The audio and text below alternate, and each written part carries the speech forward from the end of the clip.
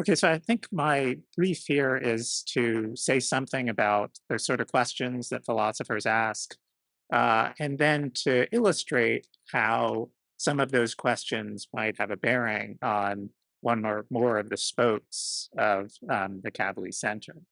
So, among the questions that philosophers ask are what is happiness? What is well being? What is the good life for a person? When does a person's life go well for them? What would you want for someone you love, say your child, for their own sake? Those are all different ways of asking the same sort of question. And one answer to that question is given by what might be called hedonism. And hedonism says that the good life for a person consists in their experiencing sensations of pleasure and they're not experiencing sensations of pain. So, this was famously Jeremy Bentham's answer in the 18th century. But among other worries about hedonism, the view might seem unduly narrow because it seems that we care about other things in our lives besides simply the experience of pleasure. Well, another answer is what we might call the objective list theory of well being, which says that someone's life goes well for them to the extent that they have meaningful relationships with other people, to the extent that they have worthwhile achievements, that they engage in valuable activities, that they make autonomous choices, and so on. So the rough idea is there's sort of a list of goods and your life goes well insofar as your life contains the goods on the list.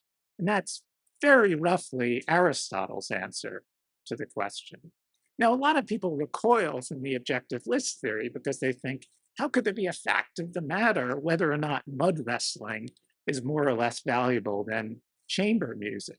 I mean, if someone enjoys, gets more pleasure out of mud wrestling, or if someone prefers mud wrestling to chamber music, then who are we to second guess them?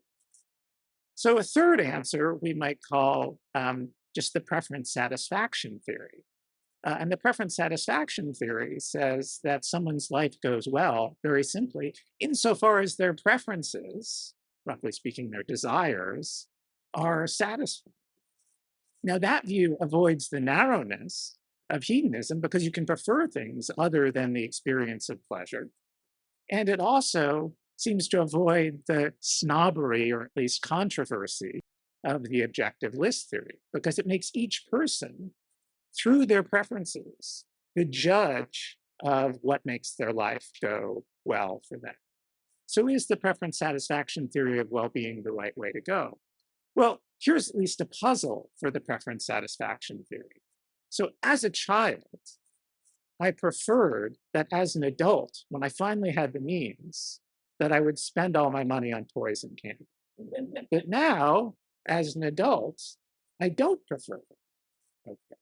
So we have two conflicting preferences for what happens at the same time. So the preference I had as a child for what happens to me now, and the preference I have now for what happens to me now. So the question is the satisfaction of which preference contributes to my well being? Is it satisfaction of the preference I had as a child, or is it the satisfaction of the preference I have now, or in some sense, the satisfaction of both preferences? So, in what we might call the time of satisfaction view, we privilege the preference that I have now. The idea is that concerning preferences for what happens at a given time, t, the preferences that matter are the preferences that are held at time t. So my preferences that I hold as an adult for what happens to me as an adult are the relevant preferences. And we ignore, plausibly enough, the preferences that I had as a child. An alternative, perhaps more ecumenical view, is what we might call the every moment view, which says the satisfaction of a preference at any moment in my life contributes other things equal to my well being. So if I get the comic books and toys and candy right now, that will satisfy a preference that I had as a child, and that will contribute, other things equal, to my well being. Now, if we have conflicts between preferences, as we do in this case, because I have a preference as an adult for things other than toys and candy, and I have a preference as a child for toys and candy, what we do is we try to satisfy the greatest number of preferences, assuming that somehow the preferences are of the same intensity. It even makes sense to talk of the intensity. So, on that sort of thing, we get a kind of odd consequence. So, in early adulthood, I've had all this childhood of wanting toys and candy as an adult. Right? So, there are lots of preferences that are going to be satisfied by giving me the toys and candy now. And only a short period of adulthood in which I wanted something else. So, the worry is that I, as an adult, might be outvoted by myself as a child, that actually my uh, my my well-being will be promoted overall by satisfying the preferences that I had as a child. Okay, so this abstract and admittedly quirky discussion, I think, actually does have some bearing on a question that's asked by people who are concerned about long-term AI safety. Or at least it's a concern that I've heard raised when I've had conversations with the incredibly smart and curious and open-minded people at the Center for Human Compatible Artificial Intelligence that Professor Russell runs. And this question is, if we give AI the objective of satisfying our preferences, then perhaps AI will modify our preferences to make them easier to satisfy, right? So suppose that AI realizes that the most efficient way to satisfy our preferences is to give us preferences for sitting in darkened cells and drinking Soylent. Suppose that that was just the most cost-effective way of satisfying our preferences.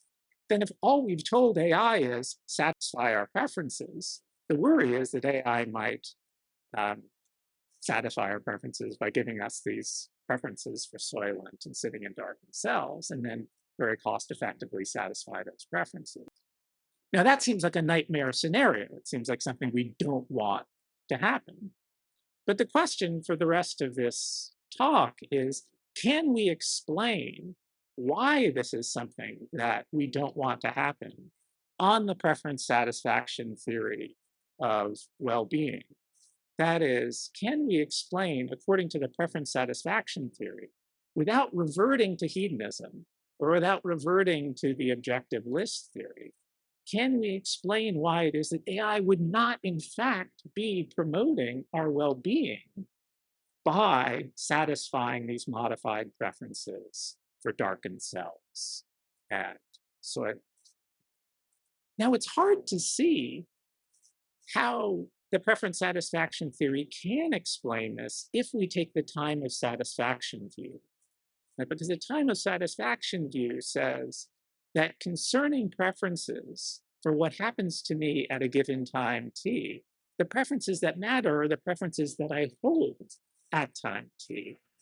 But then after the modification, right, the preferences that we have for what happens to us after the modification um, are the preferences that we hold after the modification for what happens after the modification turn out to be the relevant preferences to satisfy, right? Which would mean that in the nightmare scenario, AI is in fact satisfying our preferences. It is in fact promoting our well-being.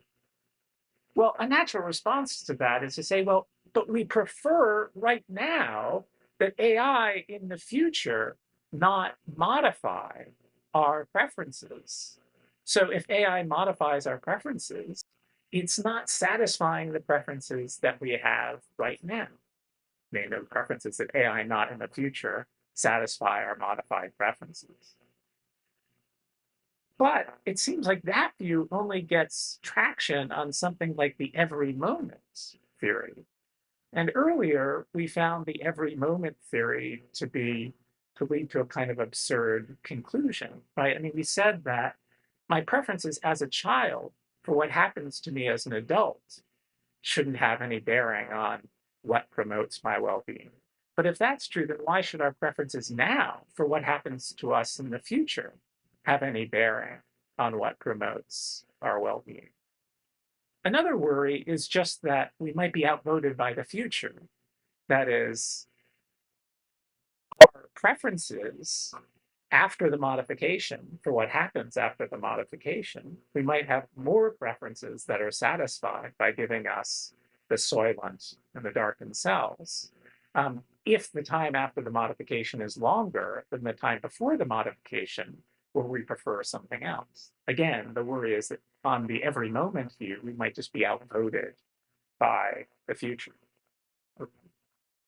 Well, another response is to say, yeah, but it's not as though we should, according to the preference satisfaction theory, we should satisfy any old preference, right?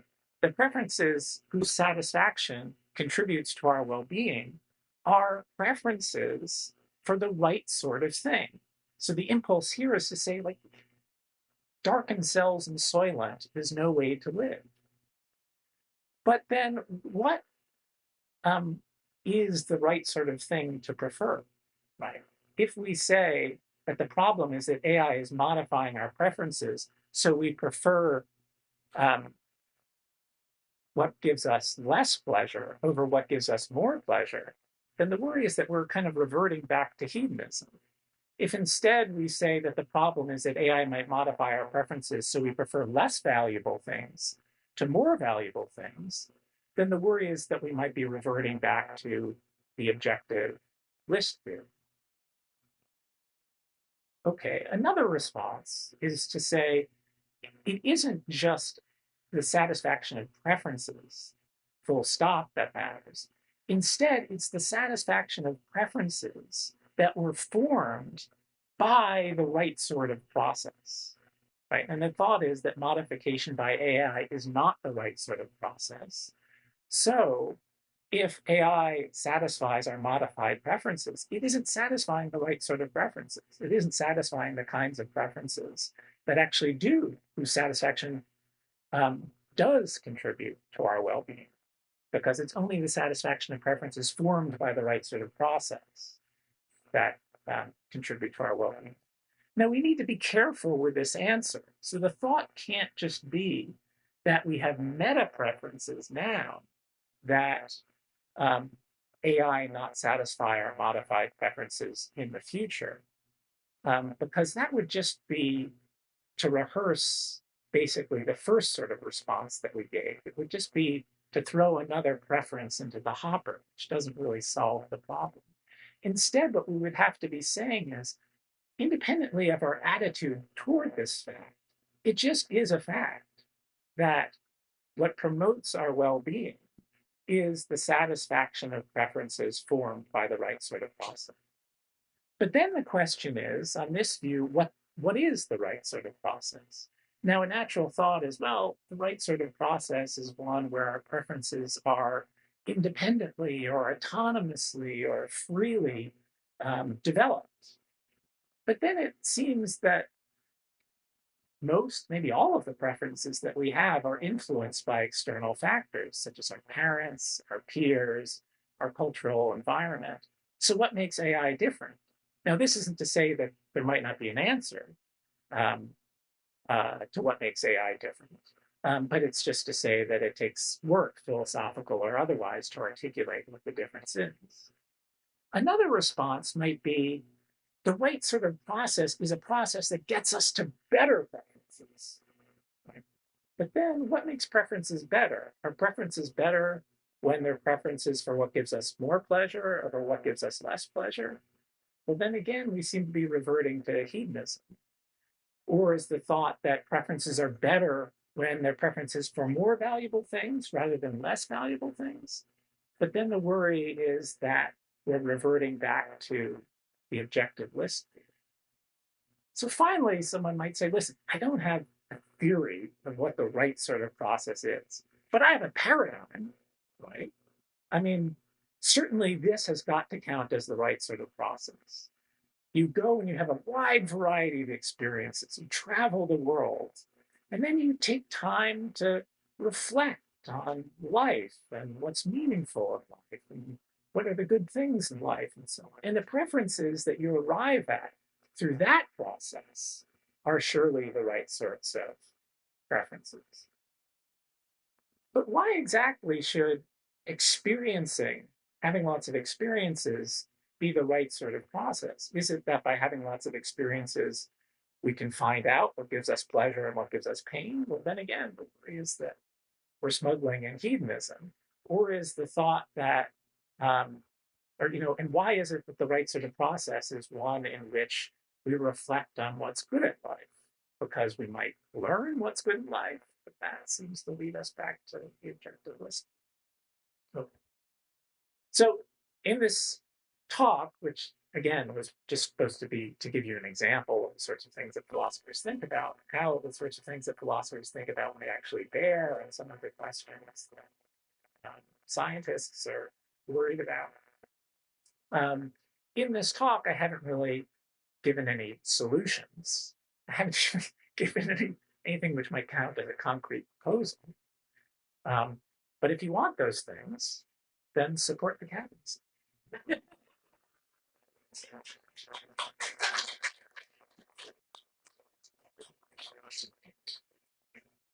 Thank you so much. Um, Time for a few questions? Yeah, why don't you go ahead?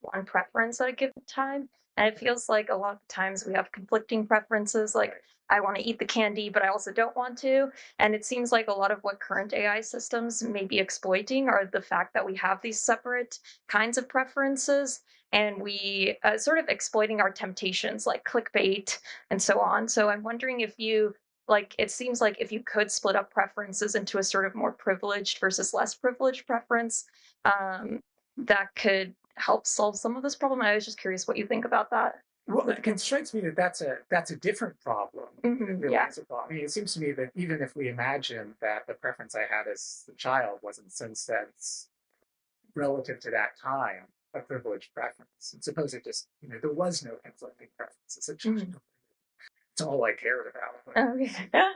Adult, then you wouldn't have that difficulty. But it does seem to me that, as you're right, it's already simplifying the problem to assume that somehow there's a dominant preference at each time and we can identify what the dominant preference is.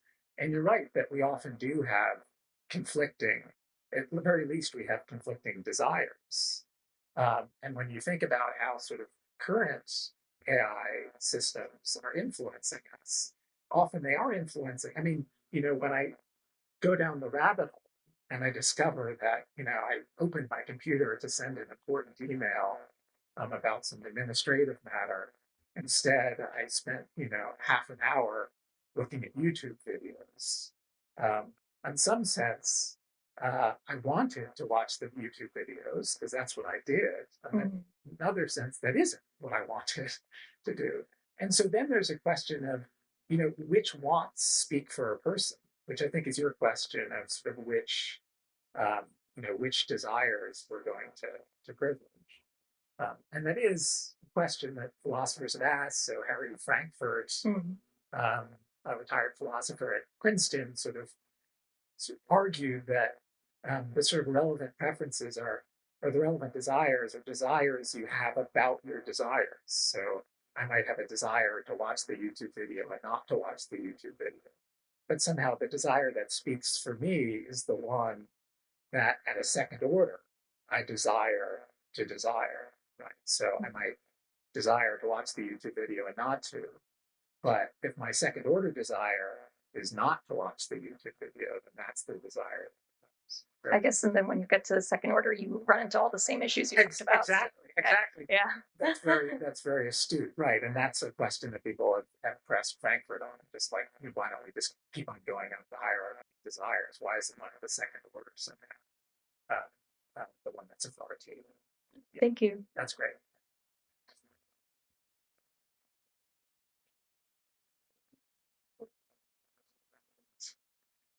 Hello. Yeah, I was just wondering, how do you differentiate between preference? Because you use preferences as opposed to needs, and why preferences when some things that you mentioned seem to be based on human needs and other things that are more wants? I mean, as it's difficult for you, it seemed like toys, you really needed them because they made you so happy. And so yeah, I was just like wondering a bit about the differentiation between those two things, Yeah. if there are two things. No, I definitely think that they're two different things. I mean, because you can want things other than what it seems like you can want things other than what you need. Hmm. Yeah. Um, so, I mean, you could have there could be a sort of another theory of well-being, which is based on some sort of determination of what the most important human needs are, and sort of to the extent that those are satisfied, a person's life goes well for them. I think that that might have something like the structure of the objectivist uh, view in the end. So it would, I think some of the same worries about it would arise, but it also would have some of the same advantages. Yeah, because yeah, you might think AI can change our preferences, but can it necessarily does it necessarily in doing so change our needs? Hmm.